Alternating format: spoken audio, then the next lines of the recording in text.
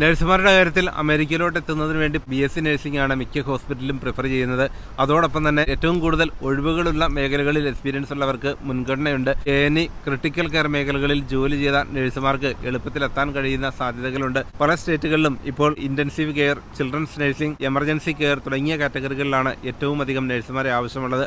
അതുകൊണ്ട് തന്നെ ഈ മേഖലകളിൽ എക്സ്പീരിയൻസ് ഉള്ളവരാണെങ്കിൽ വളരെ വേഗത്തിൽ തന്നെ പ്രോസസ് ചെയ്തുകൊണ്ട് എളുപ്പത്തിൽ എത്താൻ കഴിയുന്ന സാധ്യതകൾ കൂടിയാണ് പ്രധാന ഹോസ്പിറ്റലുകളെല്ലാം നൽകുന്നത്. നഴ്സുമാരുടെ കാര്യത്തിൽ ഒരു ജോബ് ഓഫറിൽ അമേരിക്കയിലോട്ട് എത്തുകയാണ് ഏറ്റവും പ്രധാനമായുള്ളത്. ഒരു കോഴ്സ് പഠിക്കാനായി വരികയും പിന്നീട് ഒരു ജോലി ലഭിക്കുക എന്നുള്ളത് അത്ര എളുപ്പമുള്ള കാര്യമല്ല. പലപ്പോഴും മാസ്റ്റേഴ്സ് കോഴ്സുകൾ പല ഏജൻസികളും ഓഫർ ചെയ്യാറുണ്ട്. അത്തരം കോഴ്സുകളിൽ അമേരിക്കയിൽ വരുന്നവർക്ക് കോഴ്സ് കംപ്ലീറ്റ് ചെയ്താൽ ജോലി ലഭിക്കുക എന്നുള്ളത് എളുപ്പമായ കാര്യമല്ല. പലപ്പോഴും കോഴ്സ് കംപ്ലീറ്റ് ചെയ്യാൻ തന്നെ വലിയ ബുദ്ധിമുട്ടുകളാണ് പലർക്കും അനുഭവപ്പെടുക. കോഴ്സ് അത്ര സിമ്പിൾ അല്ലാത്തതുകൊണ്ട് തന്നെ അവരുടെ മാസ്റ്റേഴ്സ് ഡിഗ്രി സമയത്ത് പാർട്ട് ടൈമായി ജോലി ചെയ്യുക എന്നുള്ളതും ബുദ്ധിമുട്ടായ സാഹചര്യങ്ങൾ തന്നെ. വളരെയധികം ക്യാഷ് പഠിക്കുന്നതിന് വേണ്ടി